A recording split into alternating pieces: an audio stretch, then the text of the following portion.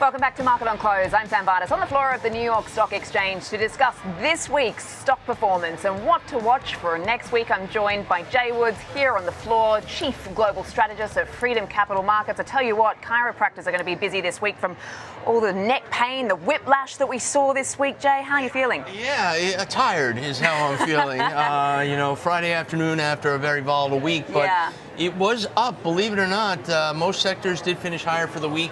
That spike in the VIX was a little alarming. The tweets back and forth with China, didn't know which way it would end, but we had a positive tweet this morning, and the narrative didn't change too much. Yeah. And we finished strong, and we had some good earnings too to boot, so that's not a bad thing. We did. I saw a stat of the 51 of the S&P that reported this week. 82% beat expectations. We've got about 89 names on the S&P due next week. What are you expecting? I expect more earnings growth. There's been the story. The financials kicked us off. Well, now, the one thing about the financials, they didn't really follow through price-wise. They had a nice run going into this, so they kind of pulled back. I think that gives the investor a very good opportunity to get into these names. You know, JP Morgan, still a great name to have. I know Jamie Dimon has all sorts of crazy analogies. What did he have this week about cockroaches? Cockroaches, yeah. I've been looking under my fridge. Yeah, you don't want to see that. You don't want to hear him talking about it when it comes to regional banks. But no, I think next week we're going to have a few big names, and we can touch on some of them if you like to right now. Yeah, I do want to touch on that. I just want to pick your brains, though, about the financials, because obviously it was a case of, a bit of throwing, the baby out with the bathwater as far as we've seen, but some easing of concerns today, no doubt, thanks to some of the earnings and then, some of the commentary around, maybe this is a buy the dip opportunity, the exposure is limited, maybe it's not as bad as we all think. But, there had been some concerns post-2023 that, the tide would go out and we'd find out who was swimming naked. Yes. But I'm just wondering what you think of all of this. No, I mean, yes. Whenever you hear about credit woes and problems with the regional banks, it goes back right to 2023. We still have a recency bias, and us old-timers like myself then go back to great financial crisis. Okay, wait, is this the first domino falling? No, we think this was isolated. We don't think it's going to carry over, and we got a lot of that confirmation today with some of the regionals that reported. We got strong earnings growth. Net interest income was on the positive side, or beating expectations. So to me, there are some isolated things you have to be concerned about. Jeffrey still has us a little concerned. Zion's seems like they've shaken it. But overall, the big banks, there was no worry. And when you look at the little problem on the grand scheme of things, it is a small problem, but that's how things start with a small problem. So yes, the cockroach line got us a little skittish when Jamie Dimon said, there could be cockroaches amongst the regional banks. But no, I was looking at just key levels. And the one thing that has me slightly concerned, we're going sideways, but the 20-day moving average of the S&P 500, we closed below it last week. It was old support. It was old support all the way from April 23rd until just last week, where we always held above it. Well, we closed below it for consecutive days. Every time we got back to it, we failed, including on today's close. So now you're looking for a range, 20-day moving average, 50-day moving average. I even wrote them down. I came prepared. Go for and it. If I can just find my notes, 65.63 to the downside, 66.73 to the upside in the S&P. So I think we're going to be range bound until possibly earnings break us higher, and then of course that CPI data on Friday, everyone's going to be watching that as well. But do you think that's going to be sort of the make or break, given that it looks like the market is pretty much thinking that this is going to be a done deal as far as a 25 basis point cut? Let's talk about make or break. I think we had enough things this week that could have broken us from, an economic and geopolitical front, worrying about, okay, these banks, we have the China trade. We're still in the shutdown, by the way, day 20 on Monday. If we go to 21, it'll be the second longest ever. So we still have those concerns looming. And then we have a Supreme Court that hasn't ruled on tariffs. So there are a lot of clouds overhead, and yet we steamroll higher. So now if we focus on earnings, we focus on CPI, that will set us up to a Fed meeting where they're probably going to cut a quarter of a basis point. Jerome Powell told us that without telling us that. But I mean, I'm going to rephrase that actually. Okay.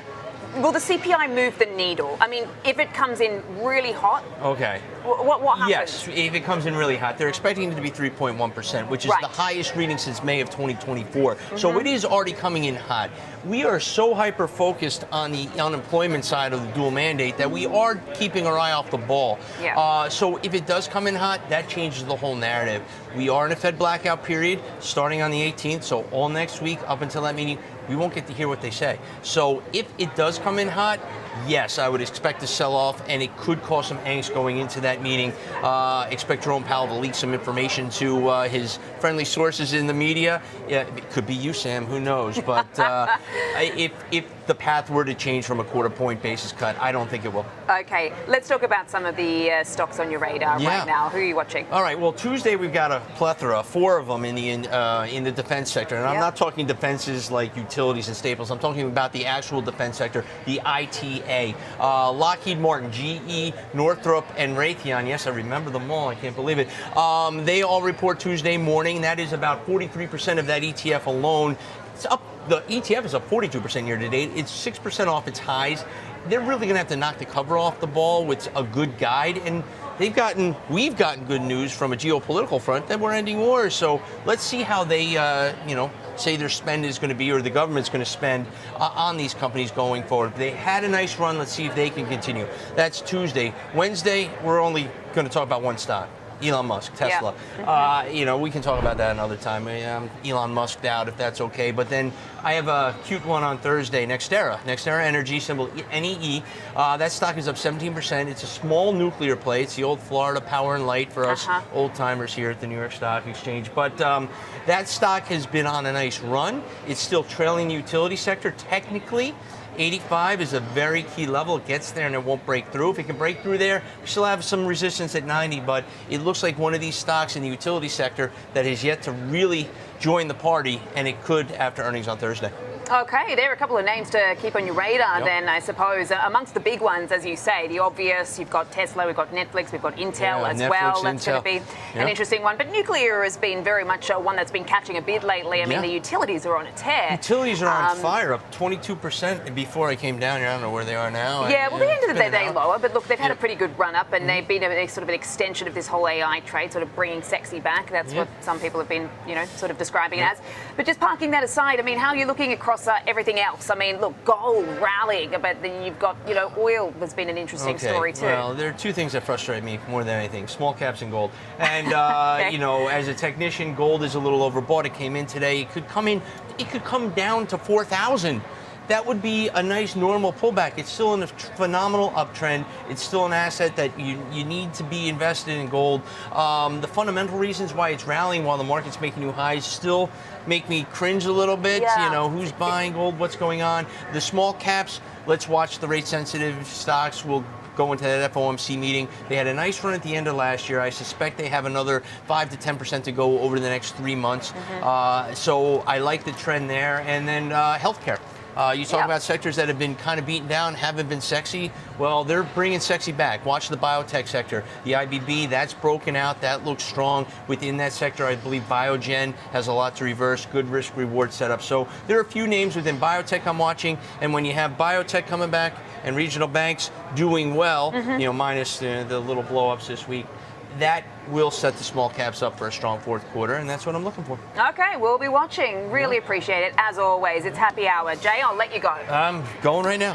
See you later. Jay Woods there, Freedom Capital Markets, joining me here